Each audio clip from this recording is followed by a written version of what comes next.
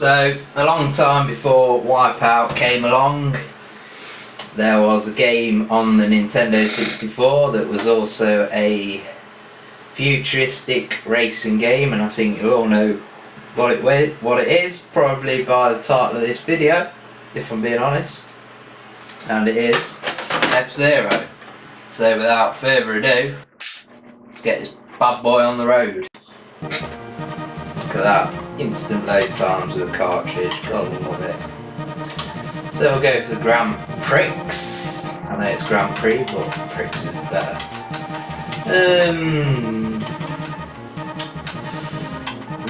We'll go for that one. Wow, goose, motherfucker! Hell yeah! And we'll go for the Night League. So, game that doesn't piss about, it just chucks you in. And I can't remember what the name was for this kind of style of graphics. Was it mode something or other, or was that only on the Mega Drive? I cannot remember. But yeah, it's basically similar style to Mario Kart graphically, which is obviously another epic game, which unfortunately I don't actually own at the moment. So like Wipeout, you've kind of got a break for each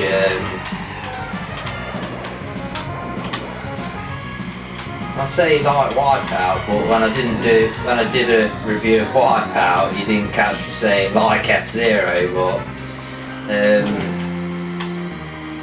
yeah, you've got a break for each kind of wing, whatever you want to call it. So they can see it like scraping on the floor, that's kind of your break, and use that to kind of corner a bit harder, and then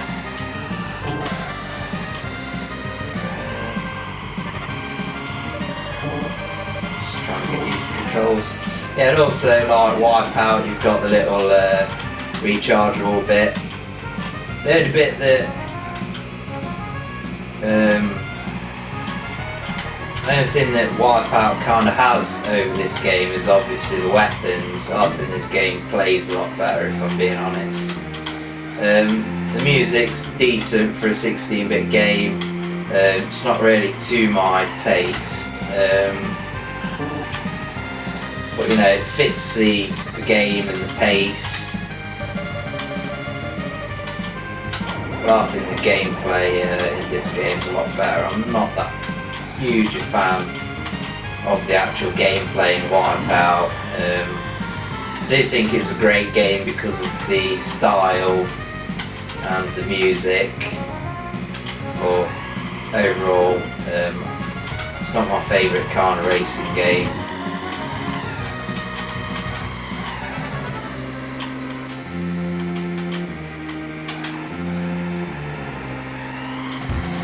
This is one of the earlier tracks, obviously, so it's pretty simple. Go for the final lap here, get a bit of power recharge. You can see my power gauge in the top right.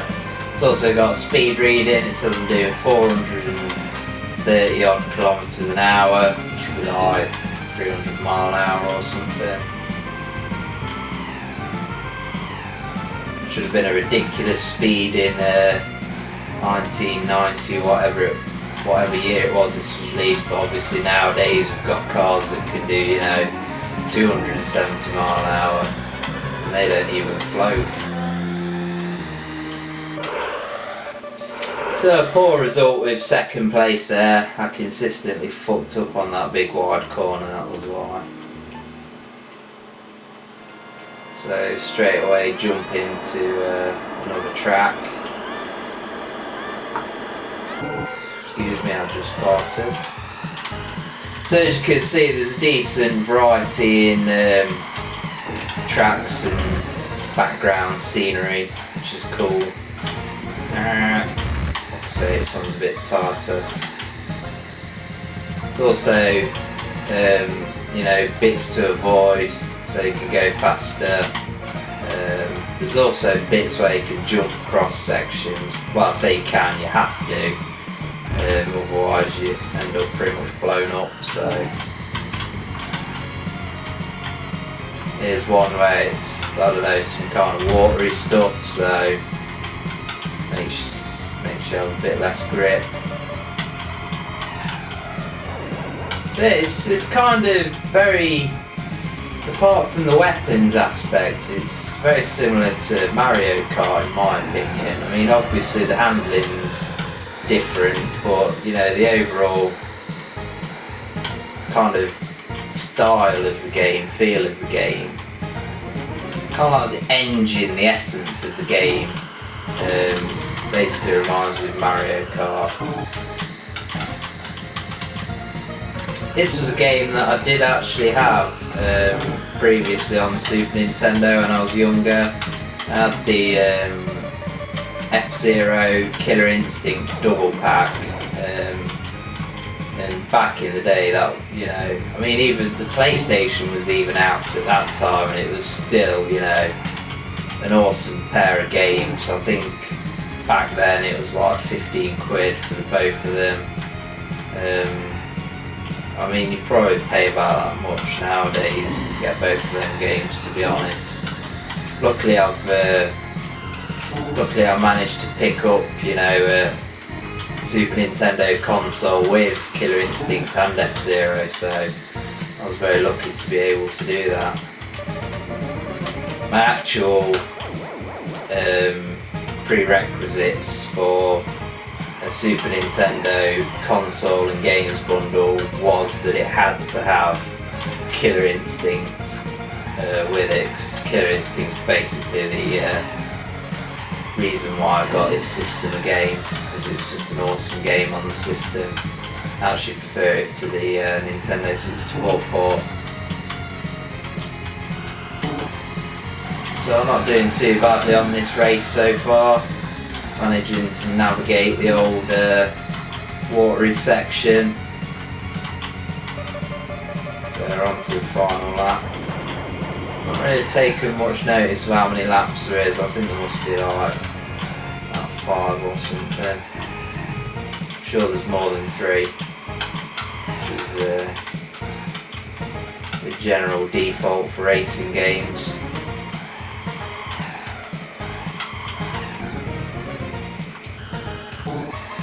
Gas, oh, smooth corner in there.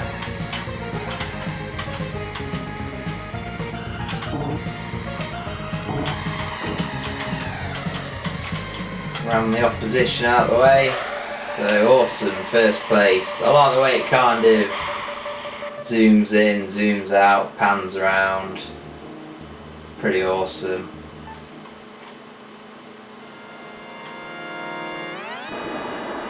Of course, there was an N64 version of F-Zero, F-Zero X I think it was called.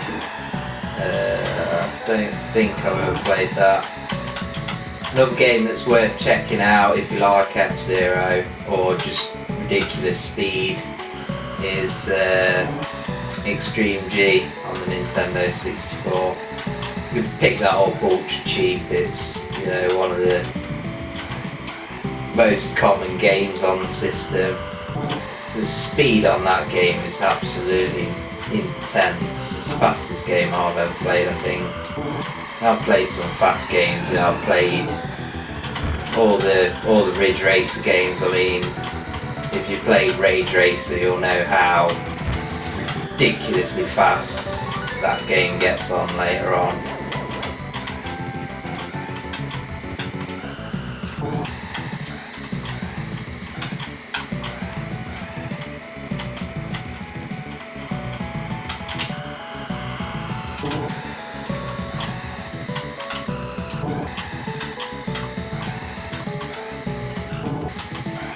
It is actually a boost, which I've not been using, mainly because it just makes you bash into the barriers quite a lot, which isn't good for your energy consumption.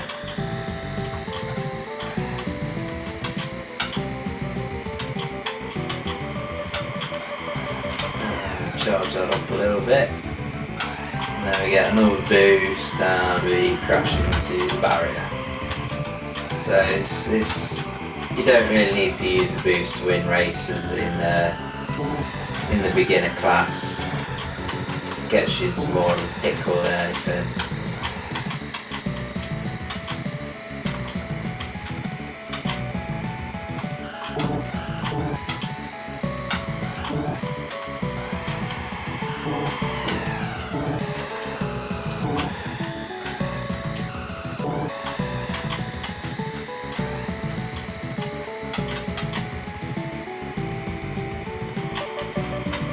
Two laps left on this motherfucker.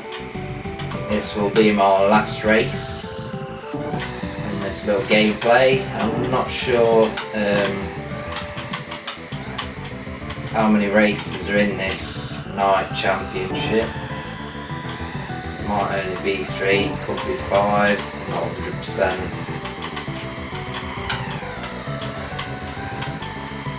Brilliantly playable game this is.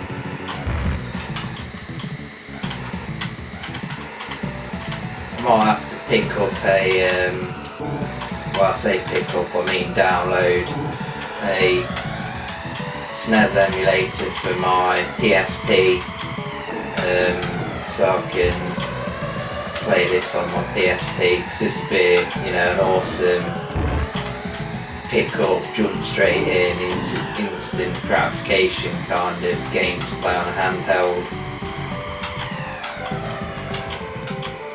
And obviously I wouldn't really be being a naughty boy by doing that, seeing as you can see the cartridge that I own stuck in my console.